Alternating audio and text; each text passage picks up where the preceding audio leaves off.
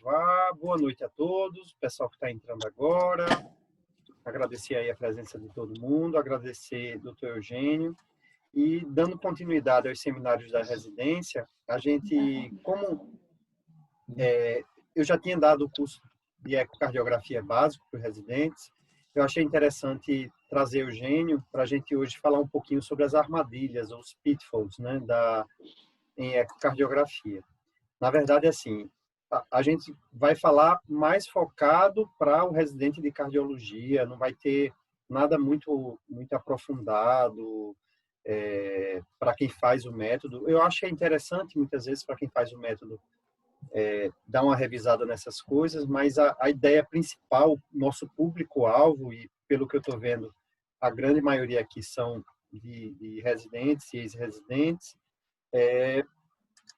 falar um pouquinho realmente o que é que o clínico, né, não ecocardiografista, tem que ficar atento quando receber um laudo de ecocardiograma, quando inclusive for solicitar um ecocardiograma, nessas pequenas armadilhas que, no fim das contas, fazem realmente muita diferença. Então, assim, eu aprontei os casos não tem muita imagem, apesar de ser uma aula de eco, mas a ideia principal era debater em cima dos laudos, em cima das conclusões, e eu preparei alguns casos, e aí Eugênio, os outros colegas que fazem eco, se quiserem interromper para discutir, fiquem à vontade. Então, vamos ao nosso primeiro caso, tá? São casos fictícios, tá certo? Mas que, no dia a dia, a gente acaba se deparando com bastante frequência. Então, aqui, não sei se vocês estão conseguindo ver esse laudo de ecocardiograma, é um paciente que teve uma história de um infarto do miocárdio e tem essas medidas aqui, né, de ventrículo esquerdo, 62/40, com septo e parede aumentado. Deixa eu botar o pessoal aqui mudo. Menos Eugênio. Então, e aí, o que chamou a atenção, uma fração de 64%, pelo método de Takels, um ventrículo aumentado com um déficit segmentar. E um conceito básico que a gente tem é em relação à fração de ejeção. Quando existe déficit segmentar, você nunca deve fazer a medição pelo método de Takels, o indicado seria o método de Simpson. Inclusive, a última diretriz recomenda que, sistematicamente, todo ecocardiograma, independente de ter ou não ter déficit segmentar, né? Esse paciente aqui tem uma cinesia septoapical, anteroapical, com discinesia e aneurisma apical. Então, um paciente desse, ele está com a fração, obviamente, superestimada, porque o déficit é mais a região apical e a medida da fração de ejeção ela não é feita nesses segmentos apicais quando a gente faz o cálculo pelo método convencional, que seria o método de Takels. Na prática, tu, Eugênio, quando não existe déficit segmentar, você tem feito a medida também por Simpson ou só usa Simpson quando existe déficit segmentar? O que é que você diz em relação a isso? Boa noite, vocês estão me ouvindo? Estou escutando. Obrigado, Jordano, pelo convite. Eu estou vendo aqui que não só tem clínico, não, tem bastantes ecocardiografistas assistindo. Isso. Um deles é Edgar Paulo, lá de Petrolina, que eu vi, Daniela também. Obrigado pela presença de todos, obrigado mais uma vez, Jordano. Bom, respondendo a sua pergunta, na prática, eu só faço Takels quando não tem disfunção segmentar, ou quando a geometria do ventrículo não está muito alterada. Porque quando a gente compara a medida da fração de ejeção pelo método de Takels naqueles pacientes que têm a geometria ventricular mantida, normal, quando a gente compara com a medida do Simpson, praticamente os resultados são bastante similares. Então, na prática, eu só faço Takels, eu só faço Simpson enquanto disfunção segmentar em qualquer região. Se for apical, se for basal, medial, em qualquer região eu faço sempre o Simpson. Nunca deixo de fazer, não. E coloco mais uma observação, porque às vezes os programas de laudo eles calculam automaticamente a fração de reação pelo método de Takels.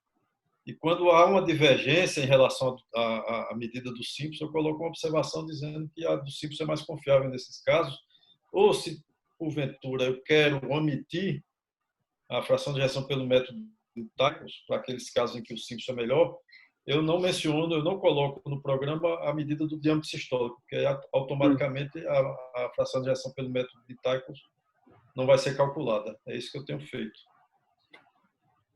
Eu acho que essa coisa de uniformizar Simpson para todo mundo acabou não pegando tanto. Eu continuo vendo vários laudos de outros colegas que continuam usando, na grande maioria dos pacientes que não tem déficit segmentar, o método de Tykos, que é mais simples, né?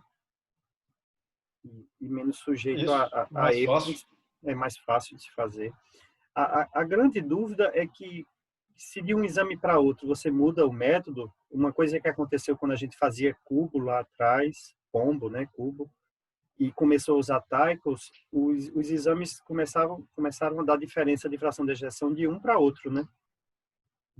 O cubo tende a superestimar a fração. Quando você calcula Tykos, ela dá mais baixa. Será que o fato de Isso. uma pessoa fazer por Simpson e outro fazer por Tykos, será que isso poderia dar uma diferença? Eu me lembro até de um artigo antigo que dizia que o valor normal para Simpson seria 60% e para Tykos seria 55%.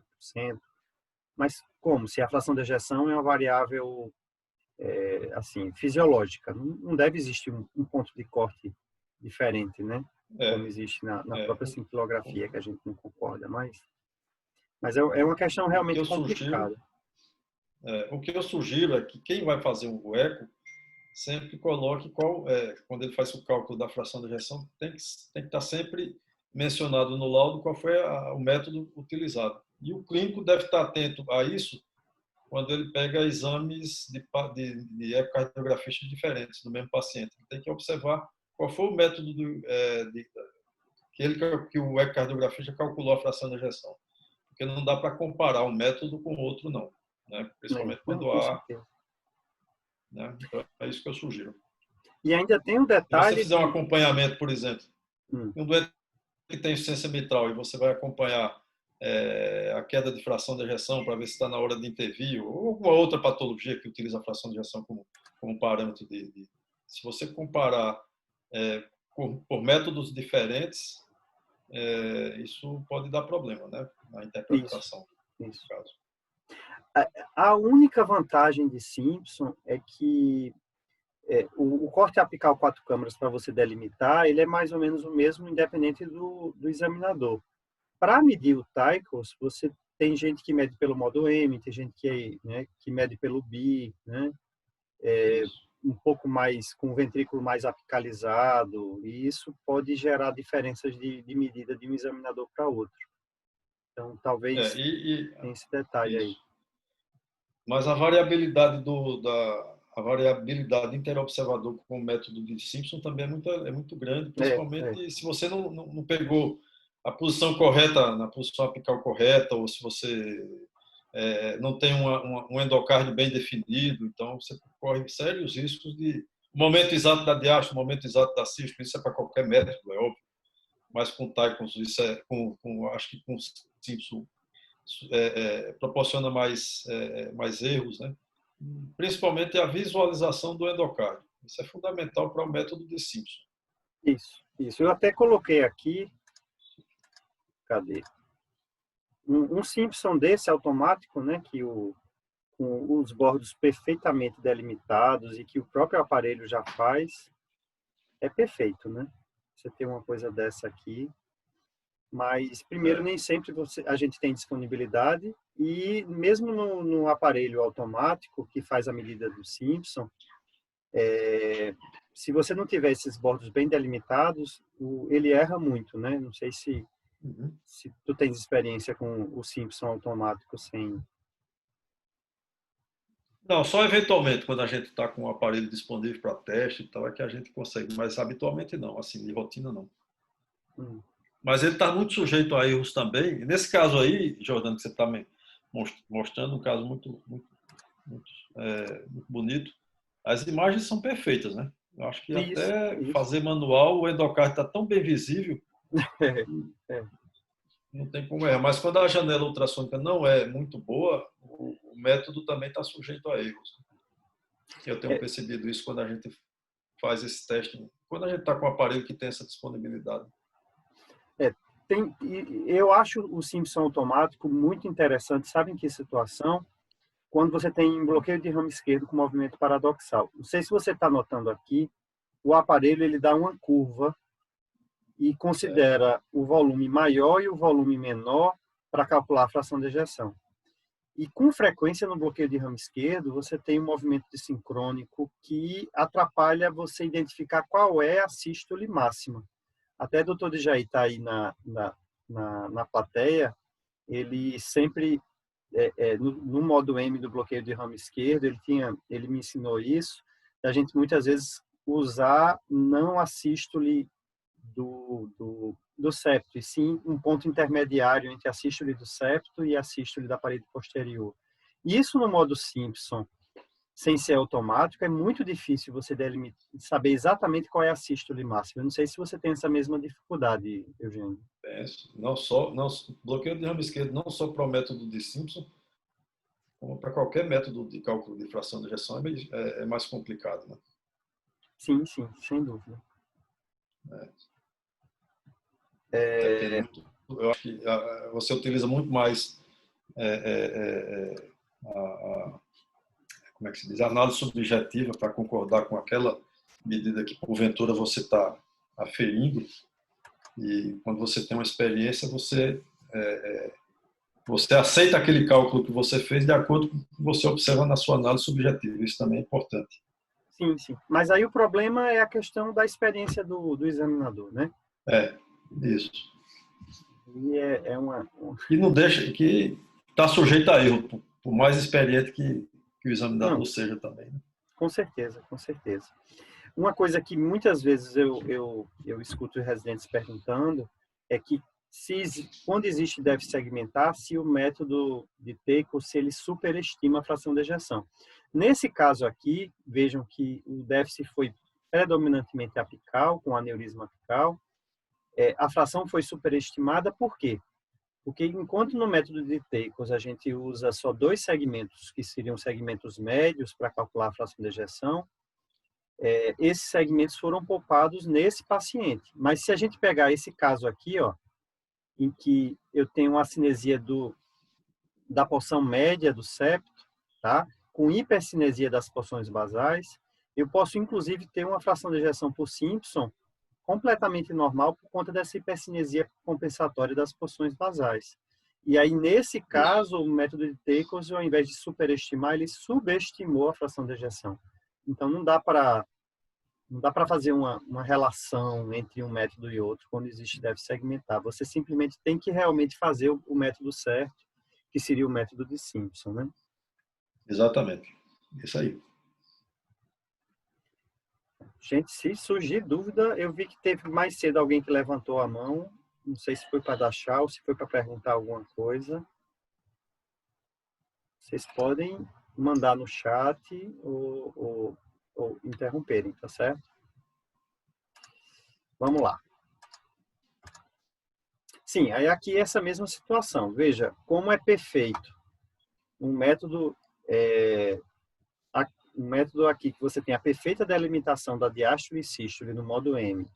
Quando você, no mesmo paciente, no corte apical para fazer Simpson, você não consegue delimitar o endocárdio, não adianta querer fazer Simpson aqui, você vai ter muito mais reprodutibilidade com o método de Teikos, que seria nesse paciente aqui seria o preferido, né? Então, não dizer que não, sempre usar Simpson e está errado quem não usa Simpson, não. Cada caso vai ser um caso distinto.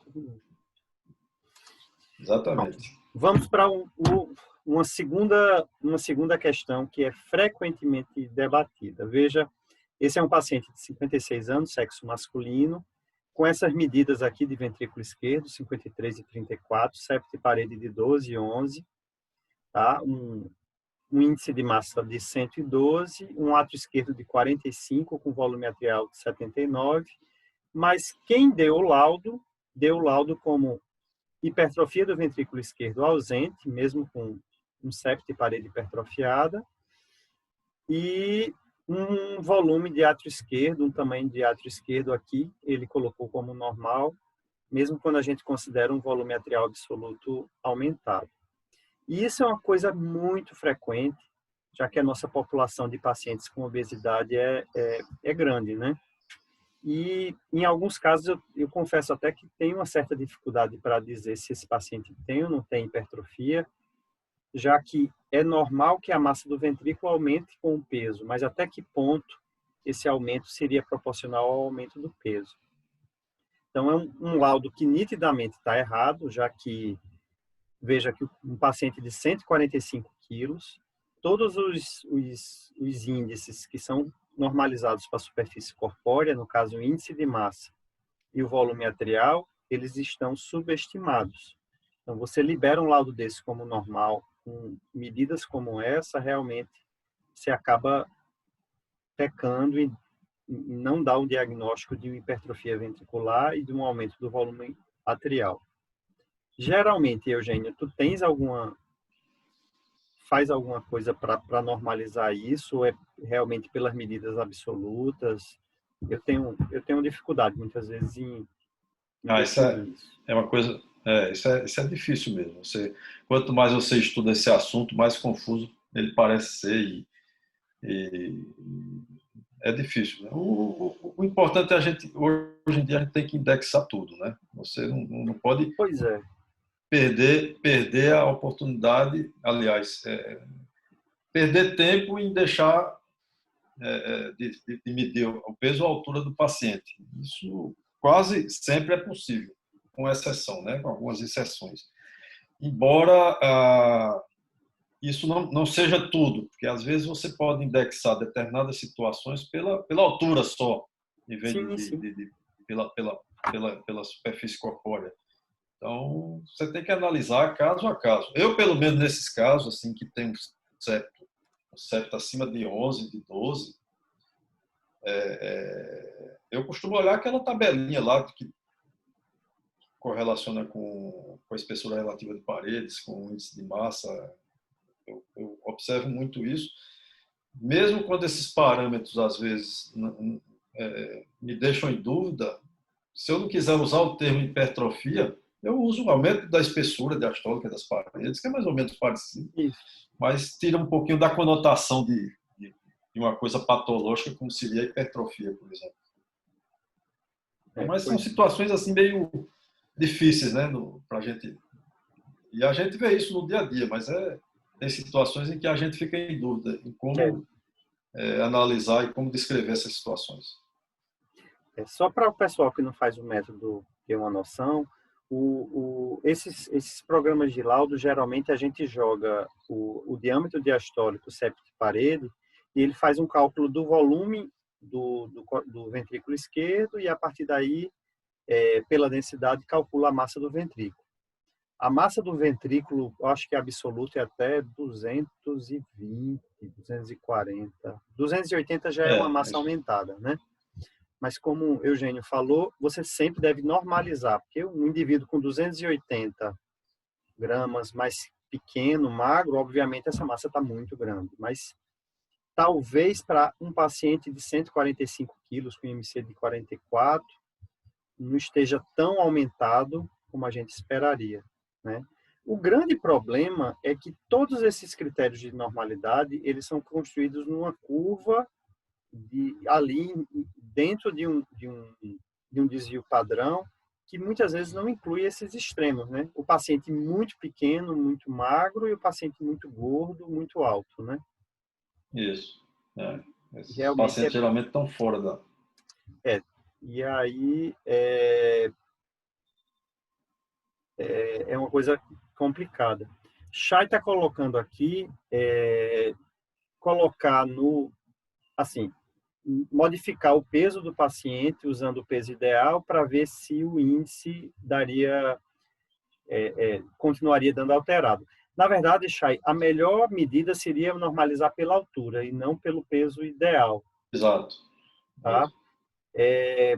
O que às vezes eu gosto de fazer é puxar um IMC, por exemplo, ele está com um IMC de 44. Às vezes eu jogo um IMC de 35, tá? Isso é da minha cabeça, tá? Para ter pelo menos uma noção até um certo grau de obesidade, quanto esse ventrículo poderia aumentar. Mas uma coisa que às vezes eu fico torcendo, entre aspas, durante o exame, quando eu já pego essas medidas, é isso aqui que está no laudo, alteração de relaxamento. Porque vejam, se for uma hipertrofia de verdade, a gente vai ter alteração de relaxamento, dilatação atrial esquerda, mas quando tudo é completamente normal, né, gente?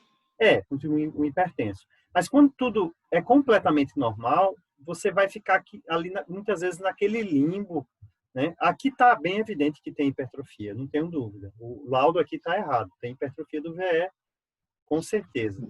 Mas assim, existe um meio termo, uma zona cinzenta aí que você tem muita dúvida. O ideal é que você tivesse os parâmetros de antes dele ter a obesidade e agora para ver, né, o quanto proporcionalmente aumentou. Mas respondendo essa sua pergunta, seria pela altura, né? E o que ajuda muito é conversar com o doente, saber a clínica dele, saber se o doente é hipertenso, saber se tiver um eco anterior, se ele pudesse levar e a gente comparar. Isso. E avaliar se tem disfunção diastólica também, como você mencionou, isso é importantíssimo, né? E é por aí. Aí são situações que às vezes pegam a gente, fazem a gente perder um pouquinho de tempo para com certeza. esse tipo de laudo. Tá perguntando aqui se considerou masculino ou feminino. É masculino, né? Aqui o sexo é masculino. E aí o índice de massa seria até 114, né? Isso. 115 já seria aumentado. Em tese, pelo índice de massa, ele não seria, mas com certeza, e eu coloco isso bem explícito no laudo, outra coisa que eu aprendi com o Dr. Djaí, o índice de massa encontra-se normalizado, entre aspas, pelo excesso de peso do paciente. Tá? E veja uma coisa mais séria. Imagine que esse paciente que tem 145 quilos perde 40 quilos e a superfície corpórea dele vai cair. E ele repete esse eco com essas mesmas medidas. Mesmo a massa mantendo, já que as medidas são as mesmas, o índice de massa vai ter aumentado. E aí uma outra recomendação, você para fins de exame comparativo, você só deve usar a massa absoluta e o volume atrial absoluto, né? É isso aí. Aqui, Cheyenne está perguntando se a gente descreve a espessura de um septo sigmoide. Eu vou responder primeiro e depois Jordano dá a opinião dele. Quando eu estou dentro de um paciente que tem um septo sigmoide, eu meço a espessura do septo fora da região basal, que é a região sigmoide. Mas eu costumo mencionar no laudo que o septo é sigmoide, que na região em que há esse espessamento sigmoide, ele mede tantos milímetros de espessura. É assim que eu faço. Eu não costumo colocar, não. Agora, o que eu comecei a colocar mais no comentário no próprio ventrículo esquerdo, a espessura de algum segmento que é muito desproporcional em relação ao segmento médio.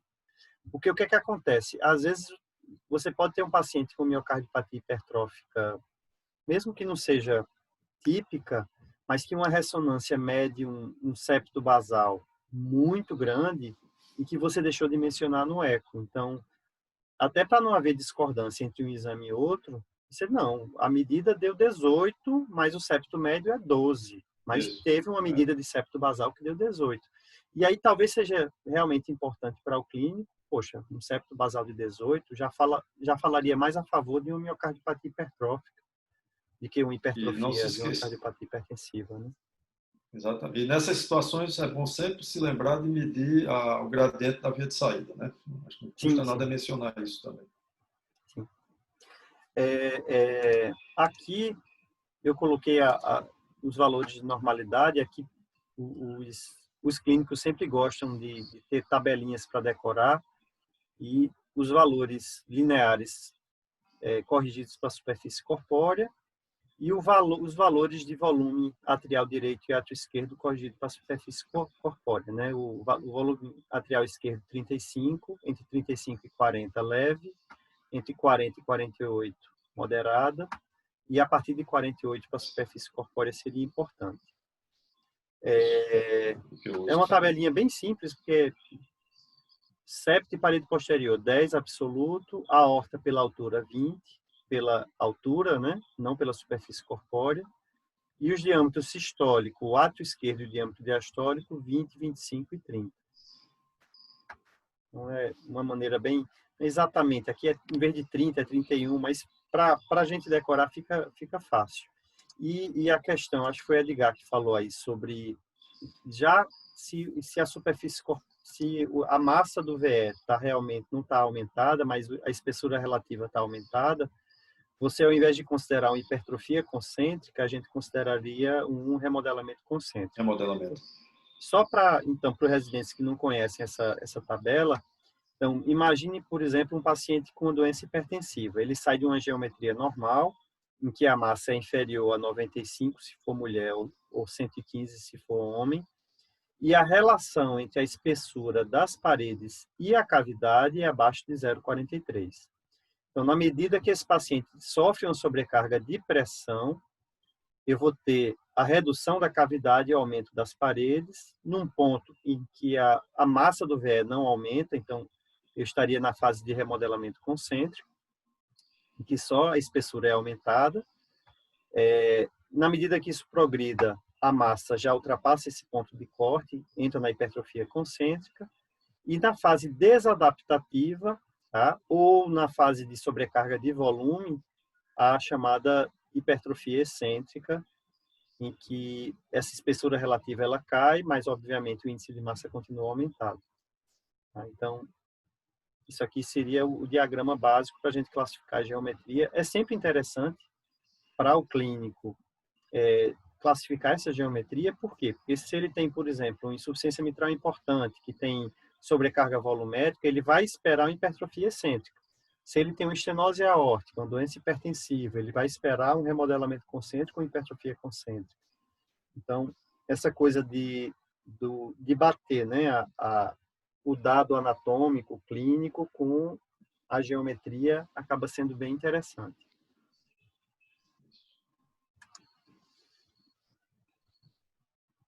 Vamos para outro caso aqui.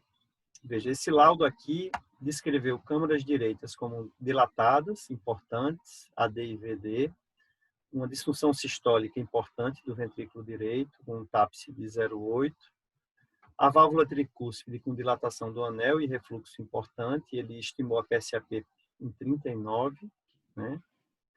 Provavelmente deve ter somado com 10, não sei. Dilatação de artéria pulmonar e veia cava inferior, e a conclusão foi HP discreto. E aí, se a gente vê o filme, não sei se está conseguindo passar bem aí para vocês, tá passando bem, Jordan. Tem um abaulamento aqui importante do septo para o lado esquerdo, dilatação importante de câmaras direitas, tá? Dilatação de veia cava com dilatação de veia suprahepática. E aí, como é que a gente diz que esse paciente tem HP discreta por conta dessa PSAP de 39? Pois é, a imagem aí já diz tudo, né? Alguém da plateia arrisca?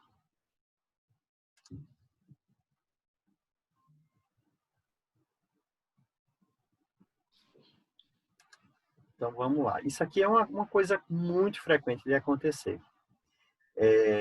Quando você tem disfunção sistólica, insuficiência tricúspide importante, geralmente o cálculo da PSAP ele é subestimado. Tá? Tem colegas que, inclusive, nem colocam o valor da PSAP, já para evitar que um clínico desavisado pegue esse valor e use como critério de classificação da HP. É óbvio que esse paciente aqui deve ter um HP importante, ou pelo menos uma hiperresistividade arterial pulmonar significativa, né? Na medida, obviamente, que a função do ventrículo direito ela vai também diminuindo, você pode cair a PSAP, mas a resistência arterial pulmonar ela continua aumentada, E isso, por exemplo, quando a gente está fazendo a avaliação hemodinâmica pré-transplante, a gente identifica não pela PSAP, e sim pela resistência pulmonar. Algum comentário aqui, Eugênio? Não, nesses casos, se você quiser dar algum número, que de repente o clínico vai dizer, como é que ele está dizendo que tem hipertensão pulmonar grave e não está botando um número aí, sei lá. O que você pode botar, às vezes eu coloco, é o gradiente VD-AD. Pronto, só isso. Gradiente VD-AD, tantos milímetros de mercúrio, tchau, e descrevo no laudo que tem sinais de hipertensão pulmonar de grau importante, que as medidas podem estar subestimadas pelo déficit de função do VD. É isso que eu geralmente coloco. Mas isso é um erro que a gente observa com frequência mesmo. Muita frequência. Você tem que colocar um número, se sentir na obrigação de botar um número e botar o número errado. Aí não... E assim, é uma armadilha. É realmente muito frequente e é só realmente você analisar pela lógica, qual é a lógica de um paciente desse que tem um abaulamento, né? É mais do que uma retificação de pressão VD para dentro do VE e vai ter não vai ter HP, né? Não tem lógica. É só correlacionar com a fisiopatologia. Ok. Esse outro caso, você quer passar algum seu antes? Como é que a gente... Não, acho que quando você chegar na sequência, tem algumas coisas semelhantes, aí mais na frente eu acho que vai ter alguma coisa mais ou menos semelhante com o que eu tenho, aí eu entro com as minhas imagens. Perfeito, Eugênio. Porque senão eu vou mostrar uma patologia que você vai mostrar mais na frente, aí a gente mostra todas juntas, é melhor. É melhor. Só uma coisa, gente. Quando cair, a gente pode usar o mesmo link para entrar novamente, tá? A gente está com 3 minutos para cair esse link. Aí a gente faz isso. Esse outro caso foi um paciente que chegou com uma história de dor torácica, marcadores negativos, tinha 50 anos. O laudo inicialmente foi dado como normal. Esse paciente teve a oportunidade de repetir. E quando a gente repetiu, né, eu fiz o corte da imagem que foi feita, mas o que chamava a atenção é atrás do ventrículo esquerdo, essa grande imagem aqui, que muitas vezes o pericárdio, por não estar escuro, cheio de líquido, confunde a gente. Então, isso é uma coisa que o espessamento, né, o derrame pericárdico associado a focos ecodensos no seu interior, seja por trombo, seja por material purulento, ele frequentemente passa desapercebido. E passa desapercebido com pessoas boas, inclusive, tá certo? Então, muitas vezes é importante até que para o clínico que está solicitando o exame, que haja uma menção assim bem explícita em relação à avaliação de uma pericardiopatia. Uma coisa dessa, ela pode às vezes passar desapercebida quando você faz um exame mais rápido. Né? Jordano, como você está mostrando aí, você só detecta esse tipo de alteração se você mexer na profundidade da imagem, né? Isso. Se você mantiver uma profundidade, se você quiser visualizar apenas a cavidade e ocupar a janela do monitor do ultrassom só com ela, você vai deixar de ver esse tipo de situação. Então, isso é uma armadilha, isso é um pitfall que você pode evitar fazendo um ajuste simples, que é ajuste de profundidade na imagem. Eu sei que você, às vezes, não faz isso porque você não está suspeitando da patologia, mas isso é uma tremenda de uma pegadinha, que às vezes você, com uma manobra simples, você consegue evitar que isso passe despercebido.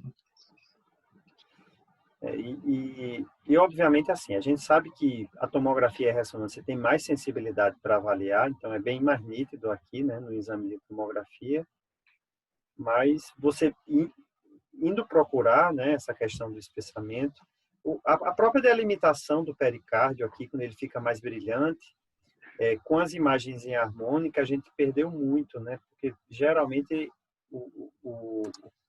essa parte posterior do pericárdio, ela tende a ser mais brilhante, né? Isso. Vai cair, gente. Não vou nem começar o próximo caso. Assim que cair, a gente já parte para o mesmo link, tá certo? Vocês podem clicar no mesmo link e a gente recomeça aqui. Durou 1 hora, Jordano? Não, são 40 minutos. Poxa, a gente Tá. não falou quase nada, já passou 40 minutos. É que a gente não percebe. Pois é. Edgar está perguntando aqui sobre a pressão média de artéria pulmonar. Na prática, tem uma formulazinha que usa você pode usar o refluxo pulmonar, tá? Isso. É válido. E tem uma fórmula que usa o tempo de aceleração